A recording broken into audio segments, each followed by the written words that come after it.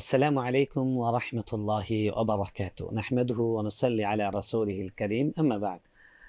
প্রিয় দর্শক, আপনারা যেখান থেকেই দেখছেন, পৃথিবীর যেকোনো প্রান্ত থেকে আপনাদের সবাইকে স্বাগত জানাচ্ছি দৈনিক আমার দেশের পবিত্র মাহে রমজানের বিশেষ আয়োজন রমজানের আমল। রমজানের আমলে আজকে কথা বলবো রমজানের রোজা, যে রমজানের সবচেয়ে গুরুত্বপূর্ণ আমল যেখানে রমজান মাস দেওয়া হয়েছে সেটি হলো সিয়ামে রমাদান, অর্থাৎ রমজান মাসের সিয়াম সাধনা। কোরআনে কারিমে আল্লাহ সুবহানাহু ওয়া তাআলা বলেছেন, কুতিবা আলাইকুমুস সিয়াম কামা কুতিবা আলাল লাযিনা মিন ক্বাবলিকুম লাআল্লাকুম তাত্তাকুন। সূরা বাকারায় আল্লাহ বলছেন যে তোমাদের জন্য রমজান মাসের সিয়াম ফরজ করা হয়েছে, যেরকম পূর্ববর্তী জাতির উপর ফরজ করা হয়েছিল, যাতে করে তোমরা মুত্তাকি হও। এখানে আল্লাহ রাব্বুল আলামিন কোরআনের স্পষ্ট বার্তায়, স্পষ্ট নির্দেশনায় বলে দিচ্ছেন যে রমজান মাসের সিয়াম সাধনা ফরজ। আমরা আলহামদুলিল্লাহ কদিন রোজা রেখেছি, সামনের দিনগুলোও রোজা রাখার চেষ্টা করব। রমজানের রোজা আল্লাহ ফরজ করেছেন, শুধু ফরজ করেছেন তাই নয়, এর মধ্যে আল্লাহ বহুমুখী কল্যাণ রেখেছেন। আল্লাহ রাব্বুল আলামিনের সর্বশেষ রাসূল মুহাম্মদুর রাসূলুল্লাহ সাল্লাল্লাহু আলাইহি ওয়াসাল্লাম তিনি বলছেন, ইরশাদ করছেন, যে হাদিসটি বর্ণনা করেছেন আবু হুরায়রা রাদিয়াল্লাহু তাআলা আনহু, যেটি সংকলিত হচ্ছে সহিহ বুখারী এবং সহিহ মুসলিমে। মান সামা রমাদানা ঈমানান ওয়া ইহতিসাবান গুফিরা লাহু মা তাকাদ্দামা মিন যামবি। যে ব্যক্তি রমজান মাসে, পবিত্র এই মাসে সিয়াম সাধনা করবে, রোজা রাখবে আল্লাহকে খুশি করার জন্য এবং আল্লাহর কাছে সওয়াবের আশায়, সেই ব্যক্তিকে তার অতীতের সব গুনাহ ক্ষমা করে দেওয়া হবে। সুবহানাল্লাহ। আপনি চিন্তা করুন, রমজান মাসে আল্লাহ রোজা ফরজ করেছেন, এর কোনো ফজিলত না দিলেও পারতেন, কিন্তু আল্লাহ শুধু ফরজ করেছেন তাই নয়, এর রেখেছেন আল্লাহ আখিরাতের বহুমুখী কল্যাণ, দুনিয়ারও বহুমুখী কল্যাণ।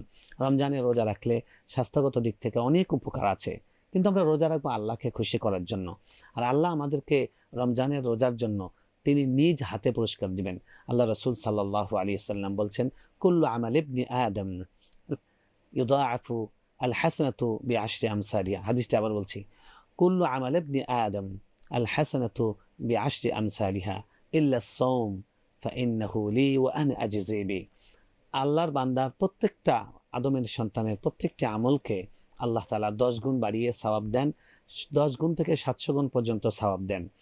আর রোজা, রোজা শুধু তার থেকে ব্যতিক্রম। রোজার কোনো গুণ নয়, কোনো বহুগুণ নয়, রোজার পুরস্কার আল্লাহ নিজেই দেবেন। রোজা এমন একটি আমল, যে আমলটি ইসলামের 5টি স্তম্ভের একটি।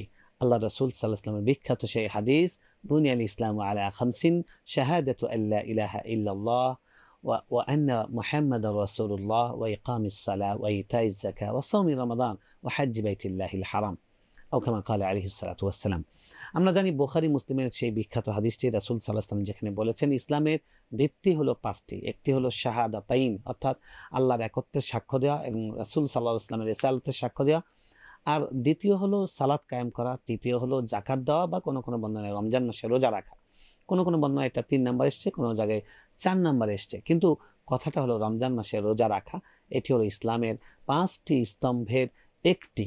সুতরাং আমরা যদি রমজান মাসে রোজা রাখি, তাহলে একদিকে অফুরন্ত কল্যাণ লাভ করব দুনিয়াতে এবং আখিরাতে, আরেকদিকে আল্লাহর ফরজ বিধান পালন করছি, আরেকদিকে রাসূল সাল্লাল্লাহু আলাইহি ওয়াসাল্লামের সুন্নাহর অনুসরণ করছি। এবং এই রোজা যদি আমরা না রাখি, তার জন্য রয়েছে অনেক ভয়ঙ্কর হুঁশিয়ারি।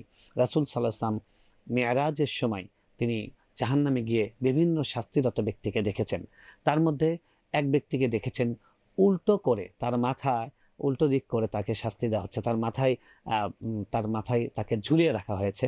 তো রাসূল সাল্লাল্লাহু আলাইহি ওয়াসাল্লাম জিজ্ঞেস করলেন, তাকে এরকম শাস্তি কেন দেওয়া হচ্ছে? বলছেন যে এই ব্যক্তি কানা ইফতিরু ফি নাহারি রমাদান, এই ব্যক্তি রমজান মাসের দিনের বেলায় খাওয়া দাওয়া করতো, অর্থাৎ রোজা রাখতো না। কোনো ব্যক্তি যদি বিনা ওজরে, শরীয়তসম্মত বৈধ কারণ ছাড়া একটি রোজা ত্যাগ করে, সে সারা জীবনও যদি রোজা রাখে, সারা জীবনের রোজা দিয়েও রমজানের একটি রোজার সমান হতে পারবে না। শুধু আমরা বুঝতে পারছি, আমরা যেই মাসটি অতিবাহিত করছি, এটা আমাদের জীবনের শ্রেষ্ঠ মাস। আল্লাহর কাছে আমাদের চাইতে হবে, যে কটা রোজা গেল এগুলো তো আমরা রেখেছি, আমরা শেষ পর্যন্ত যেন সবগুলো রোজা রাখতে পারি। এজন্য আল্লাহর কাছে আমরা দোয়া করব, চাইব, দৃঢ় সংকল্প রাখবো এবং সর্বাত্মকভাবে প্রস্তুতি নেব, আগে ভাগে শুয়ে পড়া, যাতে শেষ রাতে উঠে আমরা সাহরি খাইতে পারি। আর আল্লাহ না করুন কোনো কারণে যদি সাহরি গ্রহণ নাও করতে পারি, শুধু ঘুম থেকে উঠে আমরা রোজার নিয়ত করে ফেলবো এবং আমরা রোজা রেখে দেবো, কারণ সাহরি খাওয়া সুন্নত, সাহরি ছাড়াও রোজা হয়। সুতরাং আসুন আমরা সবাই রোজা রাখি। বিশেষ করে আমরা অনুরোধ করব যারা উঠতি বয়সী ছেলেমেয়ে আছে তারা যেন রোজা না ছাড়ে, এবং যারা শিশু আছে তাদেরকেও প্রশিক্ষণমূলক তাদেরকে রোজা রাখার জন্য পিতামাতার উদ্বুদ্ধ করা, এটা খুব গুরুত্বপূর্ণ কাজ। সাহাবায়ে কেরাম তাদের বাচ্চাদেরকে রোজা রাখতে বলতেন।